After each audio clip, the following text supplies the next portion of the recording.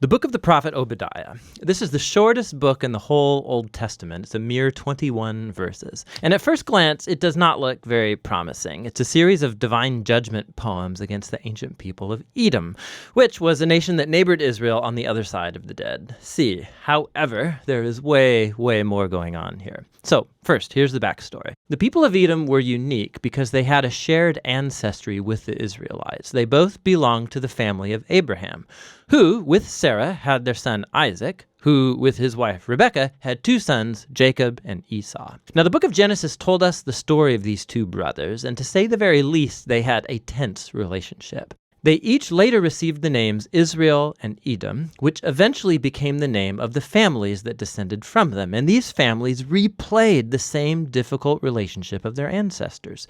Israel and Edom had enormous tensions throughout the centuries, but they still shared that family bond. And it's that bond that was betrayed and shattered in the tragic events of Jerusalem's fall to Babylon. So when Israel was invaded and conquered by Babylon, the people of Edom took advantage by plundering other Israelite cities and then capturing and even killing Israelite refugees. Now, in other prophetic books, God held Israel's neighbors accountable for this kind of violence. And so here, Obadiah does the same for Edom. The short book has two halves. The first part is a series of accusations against the leaders of Edom, specifically for their pride and self-exaltation. Literally, as they lived up high in the desert rocks, but also metaphorically, they truly believed they were superior to the Israelites. And it's that pride that led the Edomites to not just stand idly by when Babylon came to destroy Jerusalem, but actually to participate in the destruction. And so God says through Obadiah that Edom will be brought down from their height and destroyed. As they have done to Israel, so it will be done to them. Now, right when you think you're going to hear more about how Edom will meet its doom, the topic suddenly shifts in verse 15. We hear this: "The day of the Lord is near against all nations." Now, why do we all of a sudden shift from Edom now to all nations?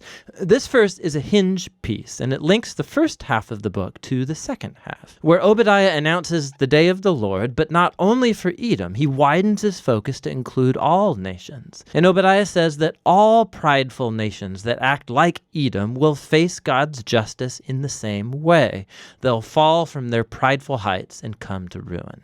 Now, the combination of these two sections, one about Edom, the other about all nations, shows us why Obadiah was so interested in this tiny southern neighbor of Israel. Obadiah sees Edom's pride and fall as an example, an image of how God will one day confront the pride of all nations and bring about their fall too. It's hardly coincidental that in Hebrew, the word Edom, or Edom, is spelled with the exact same letters as the word humanity, or in Hebrew, Adam. In Obadiah, Edom's rise and fall is a parable of how God's justice will one day oppose pride and violence among all nations in the day of the Lord. But as in all the prophets, God's judgment is never his final word.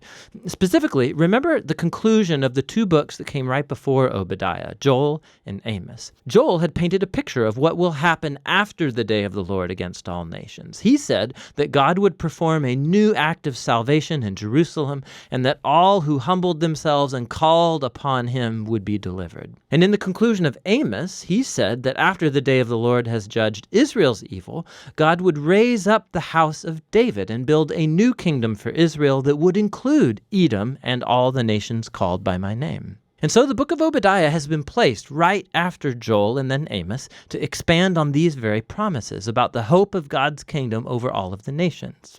And so the book concludes with a very hopeful future. God says he's going to restore his kingdom over the New Jerusalem, that he'll repopulate it with a faithful remnant. And then from there, God's kingdom will expand to include all the territory and nations around Israel.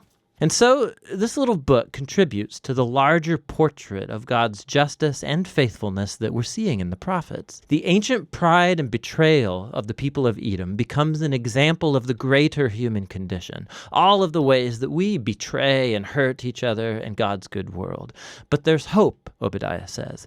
Edom's downfall points to the day when God will deal with evil in our world, but also bring his healing kingdom of peace over all the nations. And that's what the book of Obadiah is all about.